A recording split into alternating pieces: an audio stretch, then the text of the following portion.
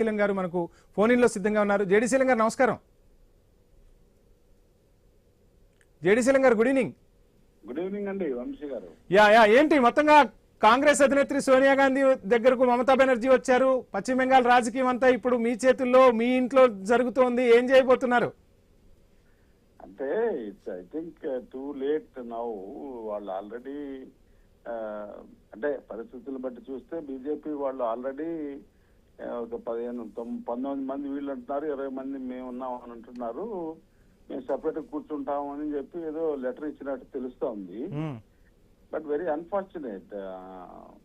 ఇది ఎట్లా అంటే ఈ రాజకీయాలు గతంలో కన్నా టోటల్ గా డిఫరెంట్ గా ఉంది. బీజేపీ వాళ్ళు అంటే వాళ్ళు బేసికల్లీ డీలిమిటేషన్ బిల్ పాస్ చేయాలని అనుకున్నట్టు నాకు తెలుస్తా ఉంది. ఈ డీలిమిటేషన్ బిల్లు పెట్టి కాశ్మీర్ లో, అస్సాం లో డీలిమిటేషన్ చాలా చాలా ఆ ప్రిన్సిపల్స్ కి వ్యతిరేకంగా చేశారండి.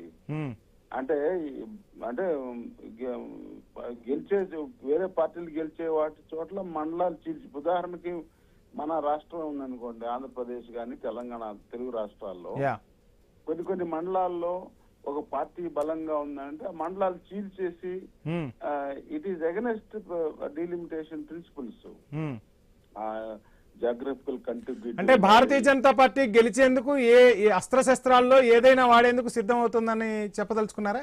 నేను నన్ను పూర్తి చేయండి ఒక్క నిమిషం. ఈ డీలిమిటేషన్ బిల్లు తీసుకురావాలని ఇప్పుడు మద్దతు కావాలి, డిఎంకే మద్దతు కావాలి, 2/3 కావాలంటే మమతా పార్టీ వాళ్ళ టిఎంసీ వాళ్ళు కావాలి.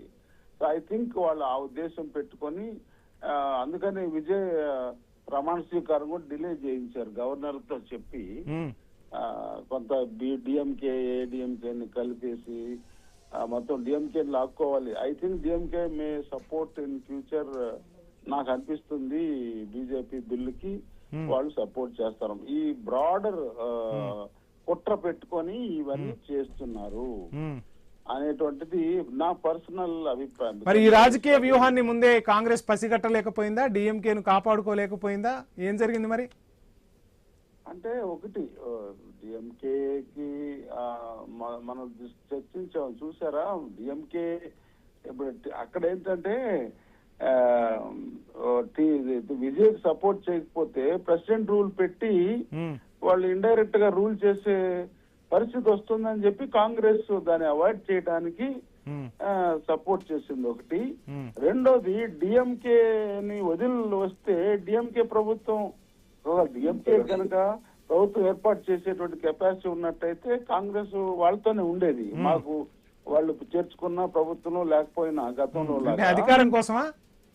నో అది మీరు చెప్పారు కదా. రీజన్ ఈజ్ అది సపోర్ట్ చేయకపోతే ఏదో వంక పెట్టుకుని ప్రెసిడెంట్ రూల్ పెడదామని ఒక దురాలోచన చేసినట్టు మా అంచనా. దానికి అవాయిడ్ చేయడానికి అక్కడ ఎలక్టెడ్ గవర్నమెంట్ ఉండాలి అనే ఉద్దేశంతో టీవీకేకి సపోర్ట్ చేశారు.